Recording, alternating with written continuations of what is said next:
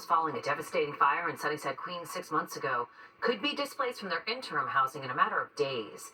The owner of their apartment building, A&E Real Estate, has been providing temporary housing, but that's due to expire July 1st. Most of their building remains uninhabitable after a contractor with a blowtorch accidentally started this fire back in December. Tonight, local lawmakers and community activists held a rally in support of the residents who are at risk of being evicted. All of the elected officials are united in standing with these tenants and fighting as hard as we can to make sure they get back in their homes as fast as possible, and in the meantime have a safe and affordable place to live, because they are in a situation through no fault of their own. A lawyer representing some of the tenants has filed a complaint against A&E, alleging gross negligence, breach of contract, and retaliation.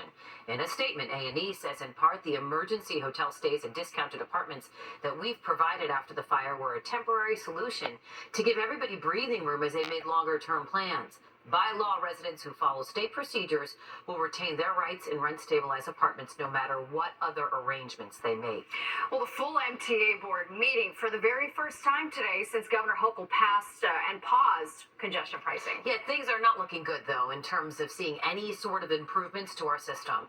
As Fox 5's Arthur Chin shows us, there's still no set plan to fill the hole in the capital budget.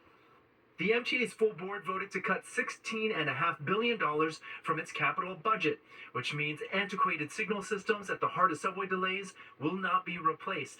The extension of the 2nd Avenue subway is halted, new bus purchases are put on hold, and ADA accessibility upgrades at more than 24 stations have received stop work orders. Some may be permanently axed. The MTA moves from trying to modernize to a game of making sure what they've got works as best as it can. We can work to make sure that improvement and expansion projects that are being moved down the list and the accessibility impacts break my heart. But we can make sure that they are ready to go when the funding shows up. The budget hole left by Governor Hochul's sudden reversal on congestion pricing is so wide, even state of good repair projects will have to be cut by $3 billion. And critics fear a repeat of the summer of hell from 2017. Advocates, transportation experts, and lawmakers held a rally outside the MTA's board meeting beforehand, and some 140 people signed up to blast the governor's decision.